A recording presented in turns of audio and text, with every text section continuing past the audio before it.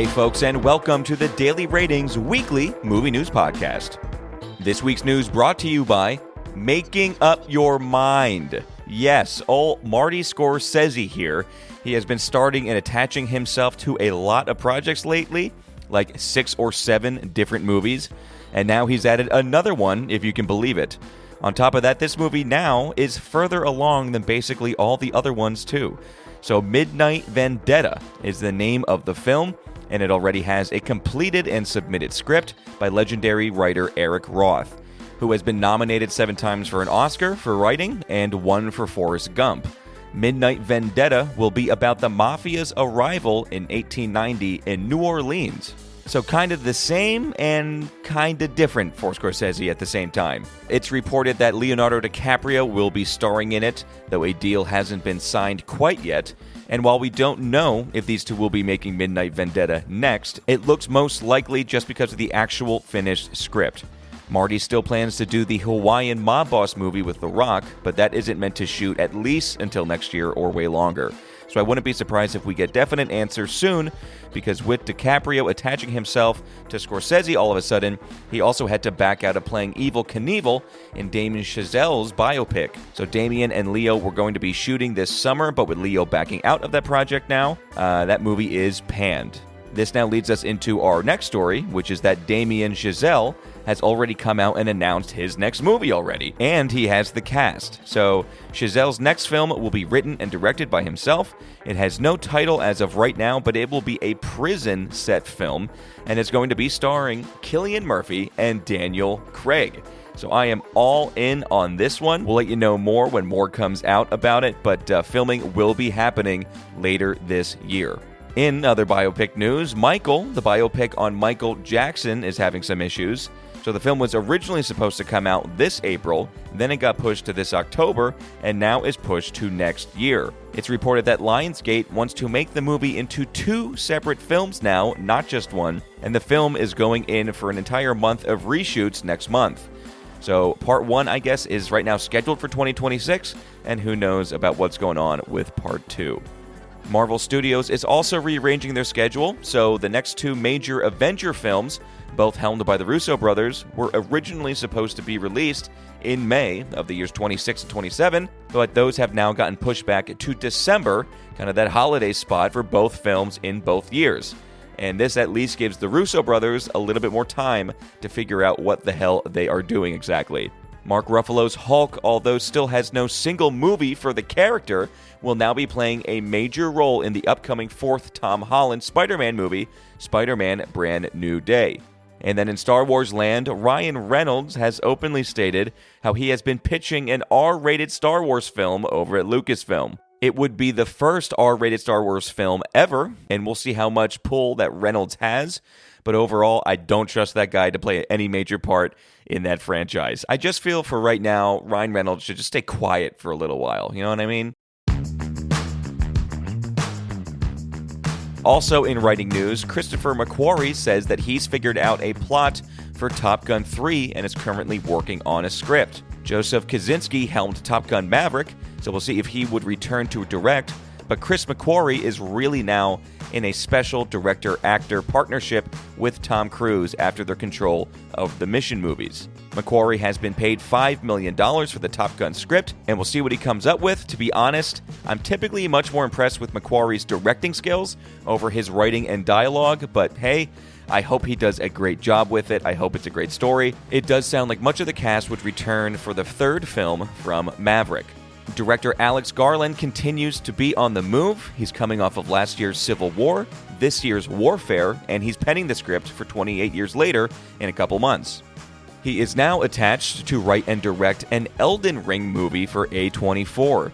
So Elden Ring will be an adaptation from the extremely popular video game that came out in 2022, and yet it still continues to be one of the most played games in the world. Also, a new Elden Ring game will be coming out this week, so A24 is crushing it with getting just IPs that is on the top of people's mind. They're already making a live-action Death Stranding game, and now with this, Elden Rings, it will be a big deal for gamers, and also I'm sure quite a large budget for old A24. Quentin Tarantino just inked a 10-book deal. he's going to be writing a making-of book for each of his films. The first being for Once Upon a Time in Hollywood. That first book will be coming out this November. The funny thing is, he got the book deal, 10 books, 10 movies, but Tarantino doesn't even have the 10th film made yet. So I guess this is good because maybe this is Quentin being positive that he will definitely do one more film eventually. So I don't know. I think that's hopeful, I guess. And I suppose we have to mention Cannes Film Festival, which has concluded now over in France. There's all kinds of reactions going on, I have to say. It's like you can find positive and negative reviews on everything that they showed. Very polarizing Wes Anderson's reactions for the Phoenician Scheme coming out next week. And apparently the Scarlett Johansson directed movie isn't all that great. Kristen Stewart's directorial debut film apparently is pretty okay. And there's Spike Lee's Highest to Lowest, a spiritual successor to Akira Kurosawa's film High and Low, which received pretty high praise. But the big winner of the Palme d'Or, the main award there, the one to get, it went to a movie called It Was a Simple Accident, a revenge film directed by Iranian filmmaker Jafar Panahi's. So Jafar has had more than a difficult time with the Iranian government. I mean, he was put in prison at one point. He was banned from leaving the country for 15 years. He had extremely strict rules to follow while he was trying to make films in Iran, and then was literally just barred from making films entirely in the country. But Jafar continued to press and make films in his own way, and he is now being celebrated by all for his latest film. Also, distributor and studio Neon picked up the film for a U.S. release, so it will come to theaters over here, and hopefully we can see what it's all about. Again, it's called It Was a Simple Accident. Okay, let's jump over to the top box office for this past weekend, because really that's what a lot of the news was anyway coming out of this weekend. So the fifth highest grossing was Sinners, still in the top 5. That made $8.8 million. Fourth was Thunderbolts with $9.2. Third for the weekend was Final Destination Bloodlines with $19.7 million that still brought in. Second highest for the weekend was Mission Impossible: The Final Reckoning with a $63 million opener. By the way, that makes it the franchise best out of those 8 films. And the highest grossing film this past weekend was absolutely Lilo and Stitch, making $145.5 million. Like I said, this was the biggest story of the weekend. You know, not that these films were supposed to do bad or anything, but it was an extremely good box office weekend in general.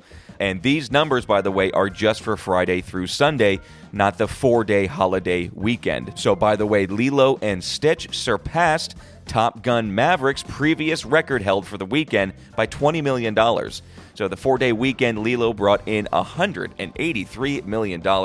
Very, very impressive. Some global totals here, folks. So we have Sinners at $340 million, Thunderbolts at $355, Final Destination at $188, Mission already at $204, and Lilo and Stitch in just one weekend is at $342 million. Just crazy, crazy stuff.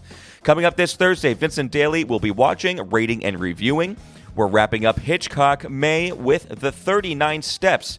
It's an early film from Hitchcock. It came out in 1935. We're then covering A24's comedy called Friendship by Andrew DeYoung, and that's actually a new release in theaters, just a very small kind of film. Nobody really knows about it. And we're skipping Lilo and Stitch for this year, but of course, we are covering Mission Impossible: The Final Reckoning. I cannot wait to get into this movie, folks. This will probably no doubt be a longer review. Super excited about it, so get ready for that one. But that's it for your weekly movie news here, folks. We'll leave you today with a quote from an actor, Mark Ruffalo. I have 2 hammocks, one Mayan and one Guatemalan, both family size because I like to lie in them perpendicular. When I'm working on a character, I lie in them in a daydream. They're the best tools for working I have. And all right, folks, the Daily Ratings weekly movie news podcast, that was it. See you on Thursday.